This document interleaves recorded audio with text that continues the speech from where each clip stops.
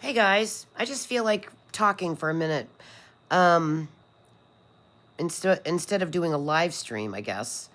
Although I could do a live stream, but then you get infiltrated by all these people who want to harass you, and then they come in and like Martin Rowe, and then complain later that they're trying to help you and that you're supposed to appreciate that, and if you don't, there's something wrong with you. Like he is the most annoying. He's like a gnat who just won't quit. And I just want to address this whole thing with KDO because suddenly she's making videos using my voice. So my experience with her is that she didn't like some of my friends that were also on the show, my channel. A lot of people don't like each other on my channel, but it's not about that to me. It's not about who likes who. It's to me, it's about my message to you and to myself in the future if I listen back. It's about my relationship with myself on this planet and with you, whoever shows up. And I trust that people who need to communicate with me, that I need to communicate with, will show up, and it'll be meaningful. Hopefully, that's the goal. Along the way, you have these factions that don't want humans to connect with each other, to love each other, to co-create together without Anunnaki control. They want us divided, and they want us.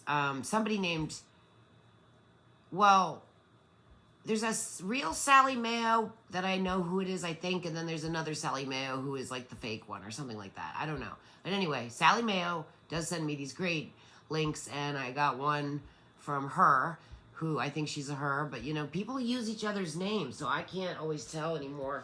But anyway, about how these societies abuse and control that are Anunnaki societies, and there's a lot of research on this. A lot's coming out. It's very interesting, and so, and that's on that note of these secret societies that want to keep humans divided and fighting and not uniting, where they will build together and they won't need these outside false religions and false and financial structures that only serve a few and not everyone, and just the whole thing.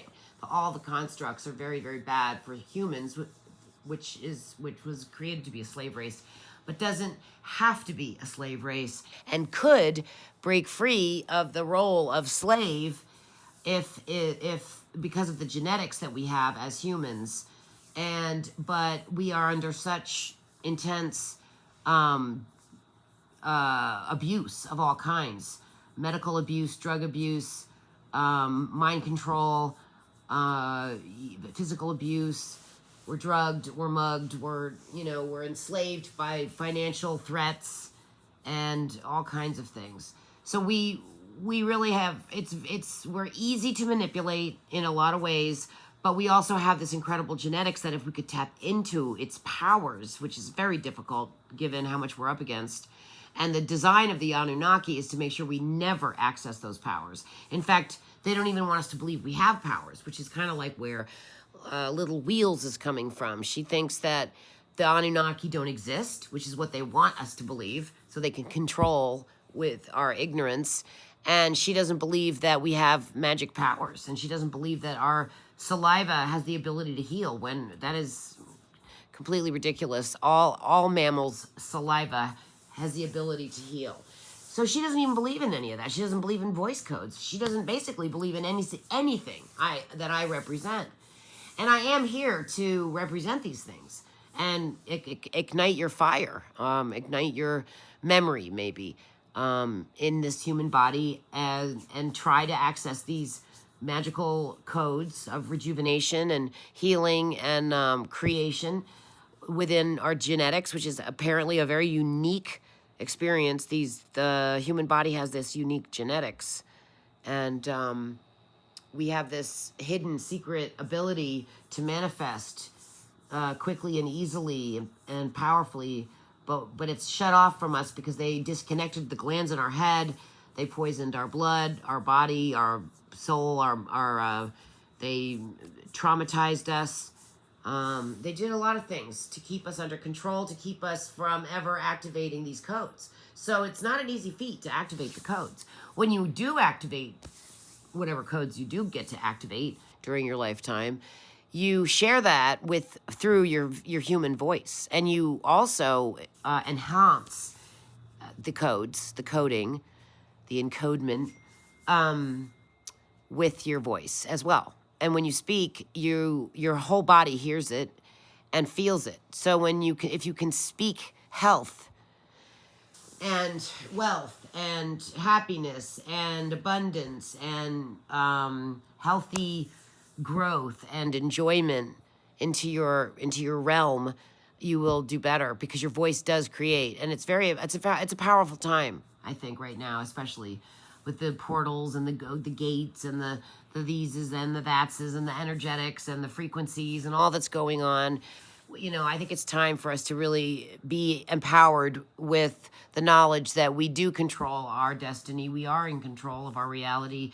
We do need to take the harness and the wheels, and the wheels of your own particular car, and which is your human body, your vehicle, right? And really really get into it. Get into feeling it out, healing it, experiencing it, and mastering the energetics of being in a human body, which is mostly water.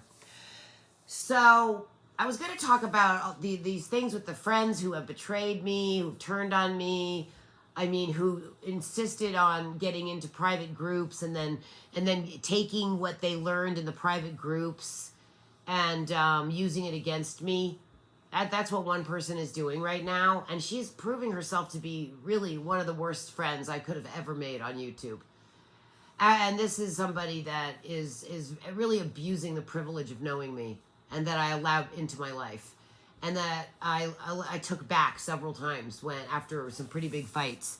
And what did it get me? It got me the worst betrayer of all of them. Worse. And because this is another person who swore to me they were my friend for life. So you really, guys, it's like, and I don't want to have this divisiveness, which is what the Anunnaki want, is that we as humans don't activate our human codes, which have love bonds in the tetrahedrons of the cells of the DNA. There's love encodements, which we want to enhance, but we have it. We're fighting. We betray each other regularly, even when you're trying not to, and then you're accused of it, even if you didn't do it, and then it's done to you, and then they pretend that it's your fault. I mean, the whole thing is such a muddle of insanity. It's very difficult to not let the insanity around you and around us in this matrix to affect us deeply. And I think the grounding, activating your earth codes by putting your bare feet on the green grass, which is something I'm going to go do right now. That helps, and I think that's why I'm holding on to my hat, and how I am staying grounded through these weird storms with people. I don't want to have fights with all these people that want to fight with me, that want to bully me, that want to pick at me, throw rocks at me, throw stones at me. Especially somebody like Barbara Smith, who I really don't have a reason to have to tolerate her abusiveness, because it's uncalled for. She's not in my world other than busybodying her way in, and she does it in such a way that I don't even want to hear from her. If she communicated her thoughts in a way that was intelligent, meaningful, charming, warm-hearted, or in any way instigating of the earth codes and the positive codes that I'm here looking for, then I would talk to her and engage with her. But all she does is shit on me, insult me, criticize me, attack me out of the blue, not mind her own business, get in my business, and say derogatory and slanderous and insulting things. So I don't need it. So, unless you change your tune immediately, Barbara Smith, I'm really not interested. I've already heard what you had to say. You forced it upon me. I didn't even want to know. And I had already seen it. And it never changed. So with all due respect, I'd appreciate you feeling comfortable that you've stated enough times in your lifetime and in front of other people, including me, the negative feelings you have towards me. You've put a lot of energy into it. We've all heard it. We don't need to hear it anymore. I know that I don't. So if you can get your kicks and jollies from finding something else to do besides slander me publicly in front of me or behind my back, or do it with somebody where nobody sees it, because it's embarrassing for how old you are to be just going out of your way. It's one thing if we have had a history, and there's been something between us, or I knew who you were, you know, instead of you just hiding all these years and staying in the background. You know, that's one thing. I only see Barbara Smith as an enemy. But this other person who recently turned on me after insisting she get into these private groups, chats, and then control them. And then oh my God, and how we all bent over backwards trying to please this person. And she is just completely betraying me and my friends and my channel in every level, in every way she can. And it's embarrassing and horrific. And I don't even think her new best friend, Lionel, who I don't even think he likes that, but I do believe he should put her on panel. I was actually going to even think about going on panel with her and ask her, what did Tashi say as to why she had left my channel? And, you know, the report is that she was trying to get everybody to leave me and go to her. And I didn't understand why. And no one, and she later says, oh, it was because Lizzo paid me to do it. And I had to take the money. Because it was a fair amount of money. And then, but why did the other ones follow her? And I think they were confused. I actually was totally shocked that I was unwelcome over there and kicked out. And it wasn't because me and Lionel took over. That's not what it was. One panel where we got up there and did our usual banter. Back in the day when we used to communicate. Anyways, love you. Talk to you later. Big kiss.